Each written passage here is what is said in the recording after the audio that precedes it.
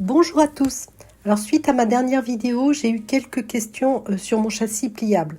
Aussi, je vous propose un résumé des principales étapes de sa construction, mise en place et utilisation. Bon, je précise que je ne suis pas une experte du bricolage, mais bon, j'ai la chance d'avoir du bon matériel et en plus, souvent en automne-hiver, c'est le moment pour ce genre d'activité. Ça me permet d'améliorer les équipements utiles au jardin. Voilà, je vous souhaite une bonne vidéo. Alors, pour le matériel utilisé, donc j'ai utilisé 4 planches de longueur de 2,40 m. Alors, j'aurais pu prendre que 2 planches de 2,40 m si elles avaient fait une hauteur de 20 cm. Mais j'ai pas trouvé ce qui me convenait. Donc du coup, j'en ai pris 4 et j'ai dû les assembler avec les profils d'assemblage. Donc si jamais vous prenez 2 planches, vous n'avez pas besoin des profils d'assemblage. Ensuite, j'ai pris 2 tasseaux aussi de 2,40 m parce que c'était pour faire l'encadrement du toit du châssis. Ensuite, le tasseau de 1 m, c'était pour mettre au milieu, pour soutenir la bâche. Une poignée pour soulever le couvercle. 2 crochets de contrevent plus un piton, donc vous les verrez tout à l'heure. Les équerres de 80 par 80 par 16, c'est pour mettre aux angles du couvercle du châssis. Les gâches rondes, c'est pour mettre de chaque côté du châssis pour pouvoir enfoncer un piquet et maintenir bien le châssis dans le sol en cas de vent ou tempête. Puis les charnières, ça c'est super important. Donc là, il y a 8 charnières pour le châssis, la base du châssis, et 3 charnières pour le couvercle qui va s'ouvrir et se fermer. Et évidemment, il faut des vis. Donc là, j'ai pris des vis inox. Et j'ai pris des 4 par 20, donc pas trop profondes par rapport à l'épaisseur du bois que j'utilisais. Donc la scie radiale à onglet, c'est super pratique, c'est super facile quand on n'a pas trop de force pour couper les planches à la bonne longueur, puisqu'il me fallait une longueur d'1 mètre et une longueur d'1,40 m.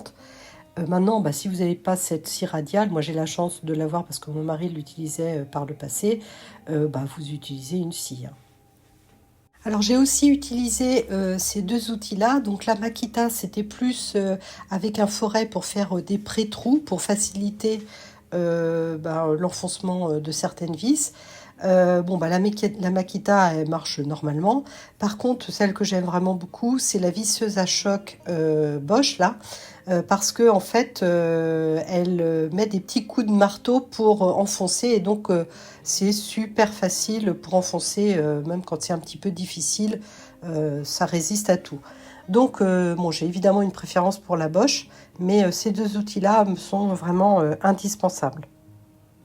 Alors bien sûr, j'ai eu aussi besoin d'1 mètre pour mesurer, d'une paire de ciseaux, ça c'est pour couper la bâche, d'une agrafeuse pour agrafer la bâche sur le cadre, une paire de gants, ma lime pour éviter de me prendre des éclats de bois une fois que j'avais scié les planches, le petit crayon en bois, le petit outil que vous voyez en ovale là, c'est pour percer droit ou faire les pré-trous de façon droite. La petite pince, vous verrez, je l'utiliserai tout à l'heure. Donc voilà les outils que j'ai utilisés pour faire mon châssis.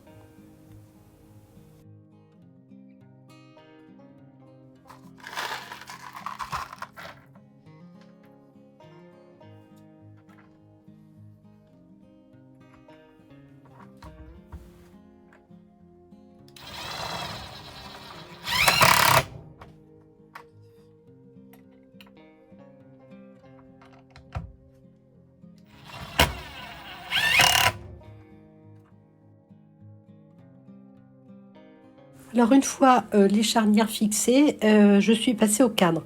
Et lui, pour pouvoir s'appuyer sur le châssis, il faut qu'il soit légèrement plus grand. Donc pour y arriver, j'ai assemblé les tasseaux de cette manière. Ensuite, je voulais une légère pente pour que l'eau ne stagne pas sur la bâche par temps de pluie. Donc j'ai surélevé mon tasseau du milieu et j'ai abaissé à l'autre extrémité. Mais sur ce point-là, ça fonctionne. Mais vraiment, c'est du petit bricolage de nana.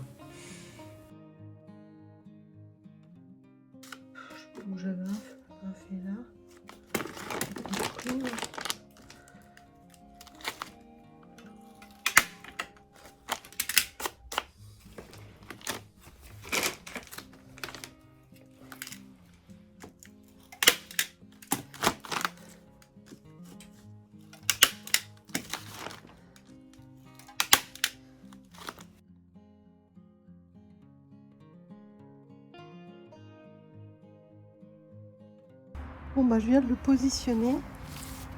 Ça fait juste, ça encadre juste, tout juste à la limite mes mâches.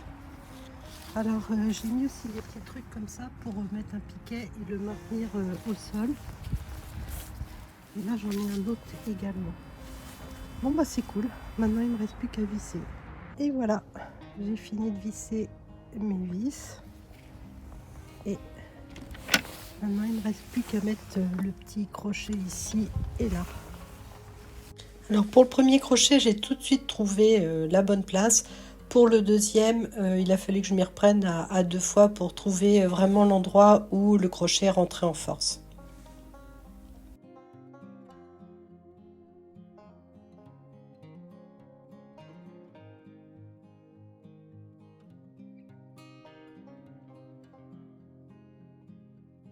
Voilà, alors ce châssis pliable est très pratique parce que lorsque je ne l'utilise pas, eh bien il ne m'encombre pas. Il faut juste dévisser les vis du cadre pour pouvoir le ranger contre un mur. Donc à la fois le châssis plié et à la fois le couvercle.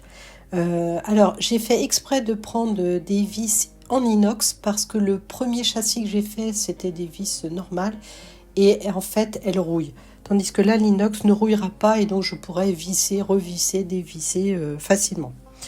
Et en plus, il a un autre avantage, c'est que 1,40 m par 1 m, ça peut aller sur mes différents carrés qui parfois font 1,40 m de large et parfois font 1 m de large. Donc, il est multi-carré, on va dire.